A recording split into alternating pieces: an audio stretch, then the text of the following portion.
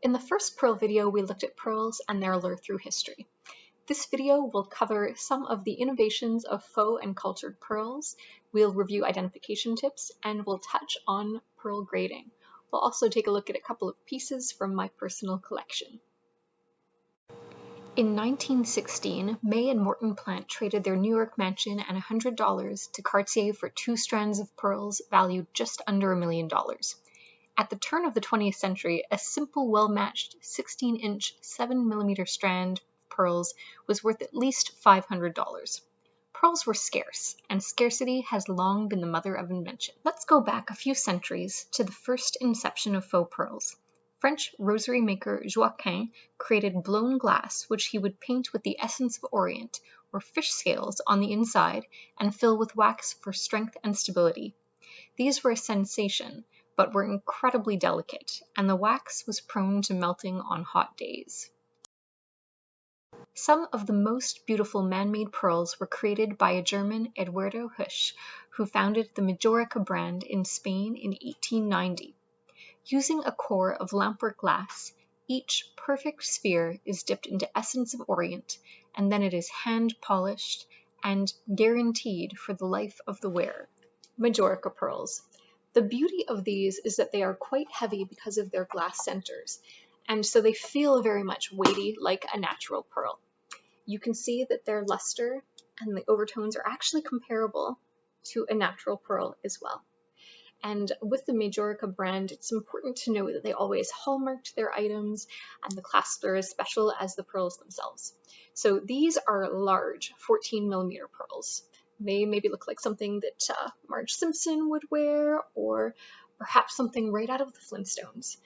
At the turn of the 20th century, overfishing and pollution meant that pearls were even more scarce than previous. This ad from the Wanamaker department store catalog in 1902 offers jewelry set with pearls. Notice the top right pearl sunburst for $13.75. Scarce items come with premium price tags. In the early 1900s, the average American wage was $200 to $400 per year, making these extravagant gifts. In Japan, the son of an udon shop owner spent hours as a child watching pearl divers. He was in awe of pearls, but found them often flawed. Kochiko Mikimoto set out to revolutionize the pearl industry. By creating new methods to nucleate shellfish, he explored ways to make pearls available to everyone.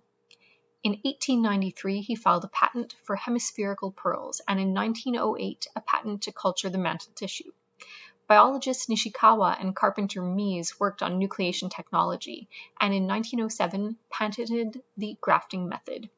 Mikimoto was not able to use their technology without invalidating his own patents, and to solve this in 1916 he bought the rights.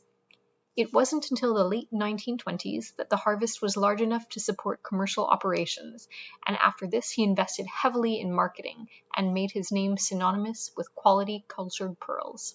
We've now looked at the 3 main types of pearls that are found on the market today. The faux pearls, which are entirely man-made and produced in a factory from start to finish. Cultured pearls, which are aided along the way with nucleation and then formed in nature, and natural pearls, which are created completely in nature without intervention. The goal of a faux pearl is to emulate a natural pearl or a cultured pearl as closely as possible. Some of these pearls are difficult to differentiate, especially when they are a glass or a crystal core. Let's now take a look at some examples from my personal collection to look for some of the telltale signs, and these are some of the same things that you'll look for when trying to understand the quality of the pearls, even when they're natural. The drill hole of a faux pearl is generally larger than that found in a natural pearl. These holes sometimes look a little bit clumsy and are large enough that you can see the outer coating that surrounds the inner core. Sometimes you even see puckering of the paint or whatever the coating is on the outside. In a natural pearl, these holes are generally very delicately drilled, and this is to maintain the structure of the pearl. The shape of a faux pearl is generally perfectly round, unless it is meant to be another shape, whereas natural pearls often vary slightly. The rounder they are, the higher quality they are. In this example, you can see that these pearls are not perfectly round, but they are indeed natural. A faux pearl's surface and texture is generally quite smooth, especially if it is a newer pearl. As they grow older, when they have a coating, they may show evidence of peeling. Natural pearls, on the other hand, do display some pitting, and they may also have a bit of a gritty feel. They will never peel. Notice the gentle ripples in this set of earrings. The pearls are natural, and they do exhibit just a little bit of slight pitting. They are high-quality pearls. The color of a faux pearl is very uniform. It doesn't have any kind of cast to it and rarely contains any variation. Natural pearls, on the other hand, tend to have a bit of a hue or a shade to it. In some case, there may be overtones of rose, blue, green, gold. They can be warmer or cooler, but generally they will not be perfectly the same. If you look carefully in these examples, you can also see just the reflection is a little bit different in each, whereas the man-made pearl has the exact same qualities in each pearl. Unlike diamonds, there's no official standardized system all companies follow to grade pearls. While there may be no standard rating system, there are a few attributes that make a pearl special. There is the shape, the surface, luster, size, and color. The shape of the pearl and roundness will help determine the value. The rounder the pearl, the more rare it is. Now, in cultured pearls, the pearls really do have a leg up because they start with a round beaded nucleus. Natural pearls, on the other hand, start around a grain of sand or some other debris. So a natural round pearl is significantly more valuable than one that is cultured. That said, when you buy a cultured pearl, you often are able to get a strand for less money and great value, a really good look. What you see here are two strands of pearls. They're very close in features, but one is much higher quality than the other. The strand on the right has more pitting or blemishes to the surface of the pearl. The reflection is less sharp, and overall the pearls are less round. This necklace is therefore less desirable. You can see some pitting, you can see some marks on the nacre. On the other side, on the left, you see a very sharp reflection and a beautiful luster. Notice the color of the pearls. The overtones are warmer on the right and cooler on the left. These pearls are 9.5 millimeters, and I purchased them at Pearl Paradise, and I believe the strand was about $350. They do have sales, and they do follow a grading system that they explain on their website. So their AAA pearls have a very round shape. The surface is clear with minimal pitting. The luster is sharp, as you can see.